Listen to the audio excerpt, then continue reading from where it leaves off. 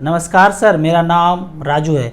आज का वीडियो है detailed video about HWP pension by mutual fund. काफ़ी सारा क्वेश्चन आता है कि हमेशा बार बार क्वेश्चन आता है कि उसमें टैक्स कैसे लगता है, सारा यूनिट खत्म हो जाएगा एक न एक दिन। तो इस पे एक वीडियो है। तो हमने 3 तरह का डेट लिया है। काफ़ी लोगों का कहना है 2008 में अगर लगाया होता पीक पे तो ख़त्म हो जाता, हुआ होगा। तो देखते हैं यहाँ पे क्या हुआ होगा। एक डेट लेते हैं इंसेप्शन डेट 1995 जब से फंड शुरू हुआ था, और एक 2008 और एक 2020 जो भूतकाल चला था, पीक पे गया था फिर मार्केट क्रैश किया। तो फंड का नाम है यहाँ पे HDFC फ्लेक्सी कैप। 10 लाख रुपए यहाँ पे झोंका किसी ने एक बार इंसेप्शन डेट में, और 6,000 रुपये पर मंथ लेना शुरू किया। तो लाइव उदाहरण लेते हैं यहाँ पे। StarSIP.in में गए, पेंशन HWP में गए, म्यूचुअल फंड लाइव रिटर्न में पेंशन वन टाइम SIP है, तो हम HWP में गए हैं। सिलेक्शन किया है HDFC म्यूचुअल फंड, फंड का नाम है HDFC फ्लेक्सी कैप, और वन टाइम लगाया था 10 लाख। कब? तो 1995 में, और 6,000 रुपये पर मंथ तब से लेना शुरू किया। तो यहाँ पे देखते हैं 10 लाख रुपए लगाया, 6,000 रुपये पर मंथ लिया, तो टोटल विड्रॉ अब तक 1995 से अब तक 20,52,000 कर दिए हैं। जैसे कोई दुकान खरीदा होगा, रेंट लगाया होगा, जो भी किया होगा, प्रॉपर्टी का रेट भी बढ़ा होगा और दुकान से तो भाड़ा आ ही रहा है हर महीने। तो इस तरह से 6,000 रुपये करके 20,52,000 आ गया। आज बैलेंस बचा हुआ है 4,40,00,000 रुपया। तो दुकान का दाम भी बढ़ गया होगा। कितना बढ़ गया होगा? क्या इतना बढ़ गया होगा? आंसर है नहीं बढ़ा होगा। तो 4,40,00,000 हुआ है। ये दोनों को जोड़ते हैं तो 4,61,00,000 रुपया होता है। 16.67% का रिटर्न मिला है। अब इसके कैश फ्लो में जाते हैं। तो यहाँ पे कैश फ्लो जब शुरू होता है खेल, 1995 में 10 रुपये में यूनिट था, 10 लाख लगाया तो जाहिर सा बात है हमको 1 लाख यूनिट मिल गया। अब 6,000 रुपये का जब बेचना शुरू किए, जब पैसा जेब से गया था तो प्लस था, और जब पैसा वापस आ रहा है तो निगेटिव में दिखाया गया। मतलब म्यूचुअल फंड में जब पैसा जमा हुआ तो प्लस है, म्यूचुअल फंड से जब पैसा निकला तो माइनस में है। तो जब बेचना शुरू किया तो यूनिट हमारे पास 1 लाख था, उससे बिकना शुरू हुआ 645, 652 इस तरह से करके। तो ये तो एक रिकॉर्ड है 1995 से लेके ये इतना पैसा बच गया। अब दूसरा सिचुएशन है कि अगर 2008 में अगर किसी ने डाला होता पीक पे, ठीक है, दूसरा सिचुएशन लेते हैं 2008। यहां पे हमने सेलेक्ट किया है डेट 1 जनवरी 2008 में पैसा लगाया, और अगले ही महीने से 1 फरवरी 2008 से पैसा लेना 6,000 रुपये पर मंथ शुरू किया। सेम फंड है HDFC फ्लेक्सी कैप, 6,000 रुपये पर मंथ लगाया था, 10 लाख रुपया वन टाइम। तो यहां पे देख लेते हैं, लगाया 10 लाख एक बार, 6,000 रुपये पर मंथ लिया, पेंशन विड्रॉ कर लिया 11,16,000 2008 से लेके अब तक, मतलब जितना लगाया था उतना मिल गया। आज बैलेंस बचा हुआ है 15,75,000 मात्र, मतलब मूलधन से 5 लाख रुपया एक्स्ट्रा है, 15,75,000। इंटरेस्ट देखेंगे रेट तो मात्र 9.3, बैंक से थोड़ा सा ज़्यादा ऐसे मिला है। तो अब इसके कैश फ्लो में जाते हैं तो यहाँ देखते हैं 2008 में जब पैसा लगाया था 10 लाख, तब एक यूनिट का प्राइस, एक सिक्के का वैल्यू 224 रुपया था। इतने पैसे के रेट से इतना रुपया लगाया तो हमको मिल गया इकाई दहाई सैकड़ा हज़ार 4,452 यूनिट मिल गया। मात्र इतना ही मिला। कभी जमाने में 1 लाख यूनिट मिला था और अब मिला 4,452 यूनिट मात्र। अब अगले महीने से 6,000 रुपये बेचना शुरू किए तो 31 यूनिट इससे बिक गया। फिर अगले महीने 33 यूनिट बिक गया, फिर अगले महीने 36 यूनिट बिक गया।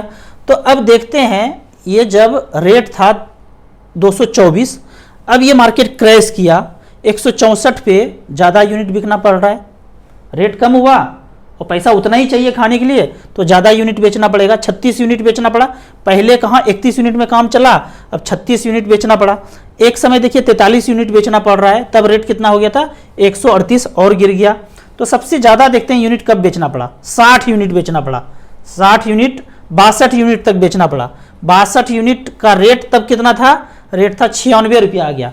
यानी कि जो शुरू हुआ था, ये शुरू हुआ था 224 से, और वो गिर के 100 रुपया से भी कम 96 रुपया, ये 96 रुपया पे आ गया। तो बहुत ज़्यादा कम हो गया, आधा से भी कम हो गया।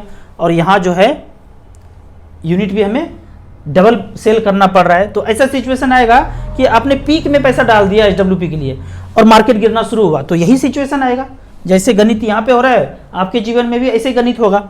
तो इस तरह से करके अब फिर धीरे धीरे मार्केट जब बढ़ना शुरू हुआ, फिर यूनिट का रेट बढ़ना जब शुरू हुआ, तो अब देखते हैं आज 2008 के बाद अब जो यहाँ पे रेट चल रहा है, टोटल रेट देखेंगे यहाँ पे, तो यहाँ पे रेट 600 तक आ गया, 800, 1000, और यहाँ पे अब लास्ट में रेट आता है 1260 रुपया। इस हिसाब से आज के डेट में अभी मतलब कौन सा डेट, 3/7/2023, जुलाई 2023 में 6000 रुपया लिया तो 4 यूनिट सेल करना पड़ा, 4 यूनिट सेल किए तो मुझे 6000 रुपया मिला। और आज बैलेंस कितना बचा हुआ है, आज बैलेंस बचा हुआ है 15,75,000 रुपया। 10 लाख लगाए थे, 15,75,000 रुपया, और हमने टोटल विड्रॉ भी कर लिया। ये टोटल विड्रॉ जो है अमाउंट 10 लाख से ऊपर ही हमने विड्रॉ किया था। टोटल विड्रॉवल अमाउंट 10 लाख लगाया था और विड्रॉ किया था 11,16,000 रुपया। अब एक क्वेश्चन होता है कि टैक्स कैसे आएगा, आज की डेट में टैक्स कैसे आएगा, तो यहाँ पे समझते हैं टैक्स कैसे आएगा। पहले म्यूचुअल फंड में जान लीजिए, कोई भी यूनिट खरीद रहे हैं तो जो खरीदा, मान लो 10 रुपये में खरीदा और बेचा 12 रुपये में, तो इस 12 रुपये में मूलधन है 10 रुपया, हटा देंगे 12 में से 10, तो प्रॉफिट, शुद्ध प्रॉफिट कितना हुआ, 2 रुपया। उस 2 रुपये पे 10% टैक्स कटेगा, लेकिन 1 लाख तक साल में छूट है। अब यहाँ पे बात करते हैं, अब जो ये तीसरा सिचुएशन है 2020 से लेके 2023 तक, यहाँ पे हम टैक्स कैलकुलेशन देखते हैं। 10 लाख रुपया लगाया, 2020 में ही लगाया जब भूतकाल चल रहा था, 6,000 रुपया लिया, 2,52,000 तक विड्रॉ कर लिया, अब बैलेंस बचा हुआ है 14,78,000। अब इसके लिए कैश फ्लो अगर देखते हैं तो 675 रुपया यूनिट का रेट था, तब हमने 10 लाख रुपया झोंक दिया, 1480 यूनिट मिल गया। अब यहाँ पे 6,000 रुपये जब लेना शुरू किए तो इस रेट से हम सेल कर रहे हैं, तो कितना यूनिट सेल कर रहे हैं, 9.4। तो इस तरह से करके फिर 13 यूनिट सेल करना पड़ा जब मार्केट गिर गया, 10 यूनिट, 10 यूनिट, इस तरह से करके ये यूनिट सेल होता गया। तो लास्ट में देखते हैं 3 साल के बाद यहाँ पैसा बचता है 14,78,000 रुपया। और आज रेट कितना चल रहा है, रेट चल रहा है 1260।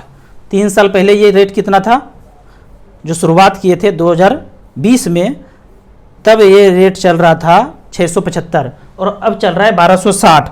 तो अब इसमें टैक्स कैसे कैलकुलेट होगा, एक यूनिट 675 में खरीदे थे, हमने जितना भी पैसा लगाया था उसका मूलधन क्या था, सोना का सिक्का एक बार खरीदा, झोंक के पैसा कितने रुपया में खरीदा, तो एक सिक्का खरीदा 675 में, इतना सिक्का खरीद लिया। तो अब जब बेच रहे हैं तो अलग अलग रेट में बेच रहे हैं, अगले महीना करके अलग अलग डेट में बेच रहे हैं, लेकिन खरीदा तो सब 675 रुपया में था। तो यहाँ पे सारा का सारा खरीद 675 पे हुआ था, और आज जो बेच रहे हैं वो 1260 में बेच रहे हैं, आज जो बेच रहे हैं। तो 1260 में 675 मूलधन है, इसको हटा दीजिए तो बचा 585 पर यूनिट। एक यूनिट जब अगर सेल करते हैं तो मुनाफा आज कितना हो रहा है, 685। मैं इसको 600 रुपया मान लेता हूँ। अब मान लीजिए कि 5 यूनिट आप बेच रहे हैं, आपको 6000 चाहिए तो 12 पंचे 60, 6000 रुपये चाहिए तो 5 यूनिट बेच रहे हैं, बेचा आपने 5 यूनिट, तो प्रॉफिट एक यूनिट पे 600 रुपया था, तो 6 पंचे 30, 3000 का प्रॉफिट है। 6000 जब आपके जेब में आ रहा है तो उसमें प्रॉफिट कितना है, 3000। तो 3000 का 10% टैक्स देना पड़ेगा कायदे से। जब रिटर्न भरेंगे अपने आप ऑटोमेटिक म्यूचुअल फंड में अभी तक नहीं कटता है, आने वाले सालों में अगर होगा तो होगा, अभी तक नहीं कटता है, जो कि 1 लाख से कम है। 1 लाख तक गेन होता रहेगा, छूट है। 1 लाख के बाद जो भी गेन होगा उस पर टैक्स देना है। तो अभी जब तक 1 लाख रुपया तक गेन नहीं है तब तक आपको कुछ टैक्स नहीं देना है, ऑटोमेटिक भी नहीं कटता है, आपको रिटर्न में भरना है। तो इस तरह से करके टैक्स का कैलकुलेशन होता है। अब आप अभी कहेंगे कि कौन सा म्यूचुअल फंड लेना चाहिए, तो ये है, अगर मैं बात करूं तो मैं हमेशा बोलता हूं AUM वाइज जो टॉप का म्यूचुअल फंड है, 10 लाख रुपया यहाँ लगाया, 6,000 रुपये पर मंथ लिया, और यहाँ पे परसेंटेज ना सेलेक्ट करके AUM सेलेक्ट किया है। फंड का नाम है SBI इक्विटी हाइब्रिड। 10 लाख रुपया 2013 में लगाया, 6,000 रुपये पर मंथ लिया, तो 7,62,000 ले लिए हैं, और 10 साल में वो पैसा बढ़ के भी 36,60,000 हो गया है। मैं कहता हूँ 36 लाख ना हो, बस 10 का 20 हो जाए, 18 हो जाए, 16 हो जाए। बैंक पोस्ट ऑफिस में रखते हैं तो सिर्फ आपको ब्याज मिलता है, वो मूलधन का पड़ा रहता है, 10 का 10 ही रहता है। यहाँ थोड़ा थोड़ा वो पैसा बढ़ भी रहा है, मतलब एक ऐसा टंकी है जहाँ पानी ज़्यादा आ रहा है, नल छोटा सा खोले, वहाँ पानी पी भी रहे हैं और टंकी में थोड़ा थोड़ा पानी बढ़ भी रहा है, क्योंकि वहाँ पानी तेज़ी से आ रहा है और नल जो खोले हैं उसमें कम पानी पी रहे हैं। तो ब्याज जितना मिल रहा है उससे हम कम खा रहे हैं, तो पैसा जाहिर सा बात है मूलधन वाला बढ़ेगा।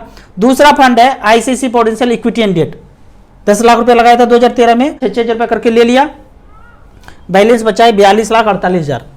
तीसरा है एचडीएफसी इक्विटी और चौथा है कैनरा रिविको इक्विटी हाइब्रिड। एईएम है यहाँ पे 8800 करोड़, इसमें देखेंगे एईएम 20,000 करोड़, इसमें देखेंगे एईएम 23,000 करोड़, और एसबीआई का तो क्या कहना ही है 58,000 करोड़। इस तरह से करके 4 फंड में आप बराबर बराबर करके पेंशन ले सकते हैं। आपको इसी तरह मच फंड के बारे में और कुछ जानना है, इन्वेस्टमेंट के बारे में जानना है, तो इस नंबर पे मुझे व्हाट्सअप कर सकते हैं। आपको म्यूचुअल फंड में इन्वेस्ट करना है तो दिए हुए ऐप में रजिस्ट्रेशन करने के बाद हमसे जुड़ सकते हैं। ऐप का और मेरे सर्विस का लाइफ टाइम कोई चार्ज नहीं है। वीडियो अच्छा लगे तो व्हाट्सअप यूनिवर्सिटी में दोस्तों के बीच इसे जरूर शेयर करें। यूट्यूब पे देख रहे हैं तो लाइक एंड शेयर जरूर करें। Thank you so much.